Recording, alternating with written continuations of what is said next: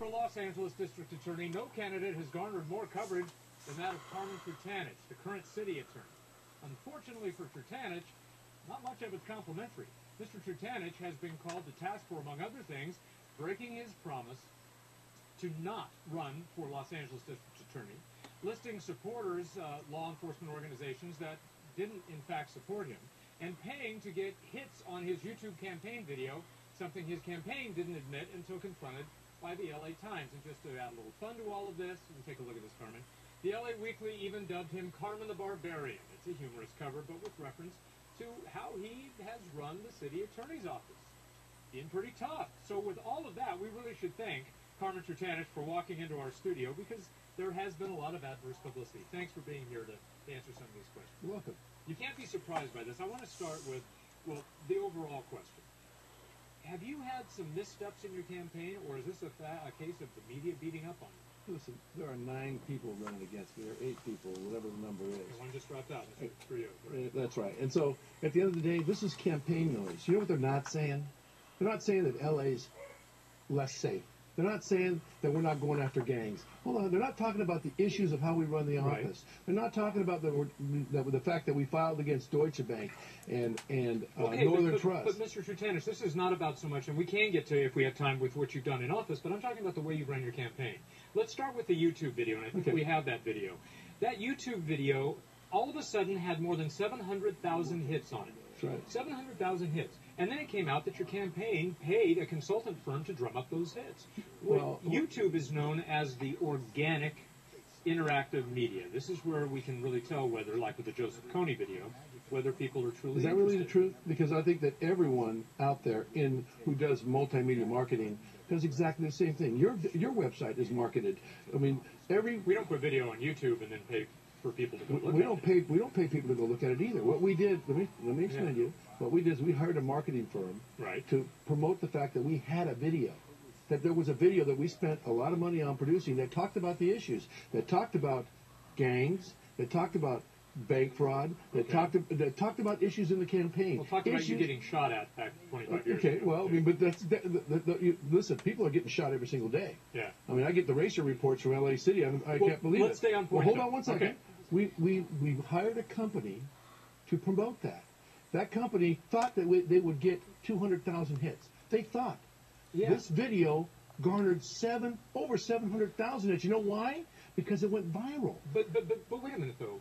What happened, though, was that YouTube also pulled it off because it violated their deceptive content policy, and it's back on in your trailer. Do you know how many hits you have right now? 57. Now, there must be a difference between how you got 700,000 and how you now only have 57. It's back on. But I'll tell you this. You have 57 hits. Well, I don't know when it went up. Oh. Last few days? Okay. At the end of the day, the fact that it got 700,000 hits, people saw the video. We didn't pay anybody to watch it. There wasn't somebody hitting the knob and going like this. We advertised the video as being there.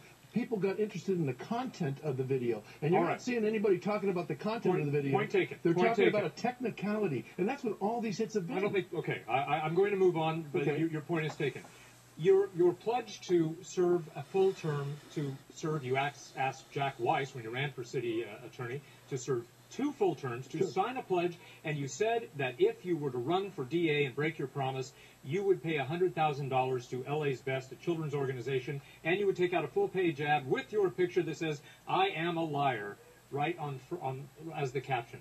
Why haven't you done that? Okay, so let me tell you about that. Okay. I challenged Jack Weiss during the course of the campaign. Maybe it was naive because it didn't get Jack Weiss to accept it, and it didn't get any media coverage. You guys didn't cover it, neither did the Times or anyone else. Yeah. My opponents brought it up only during this race. But you were the author of the promise. I challenged him, and he didn't accept it. Right. But at the end of the day, I am going to raise money for. You're supposed to take it out of your own pocket. Well, I am going to do. Well, you've got to remember that was only if he accepted it, but he didn't. And at the end of the day, hold on, let me finish. Let me finish. I allowed you to ask the question. Okay. So when I made that, it was naive. It was my very first campaign.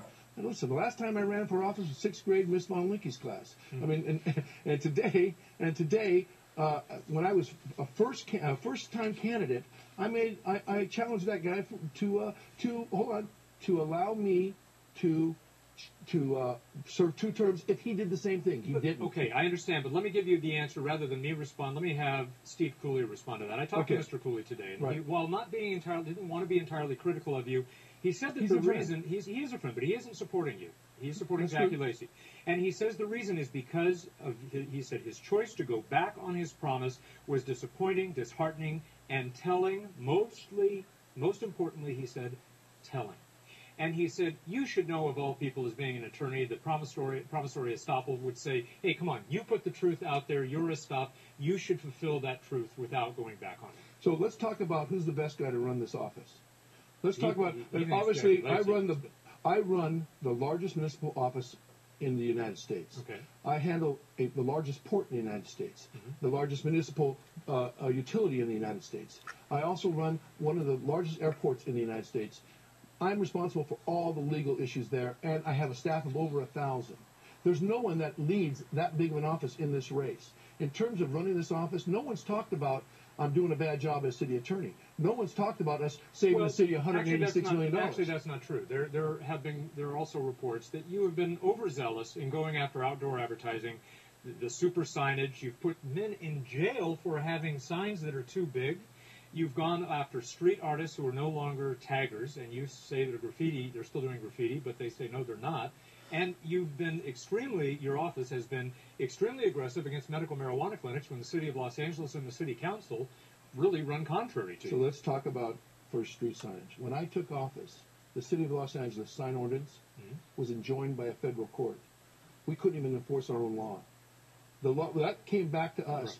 Right. When that guy violated the law and put up a 30,000 square foot board unexamined by any building department.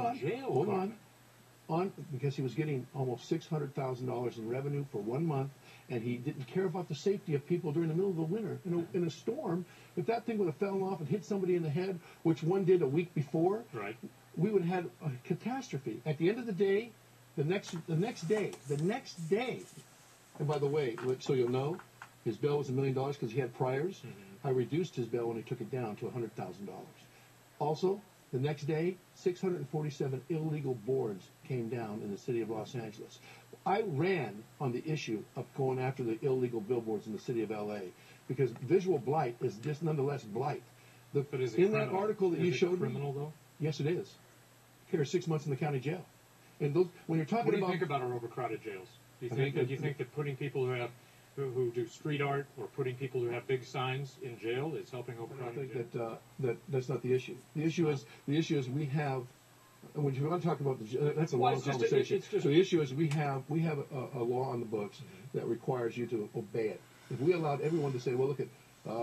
It's only this, and you can't go to jail. It's only this, and you can't go to jail. It's only a drunk driver. It's only a drug dealer, and you can't go to jail. We got issues then.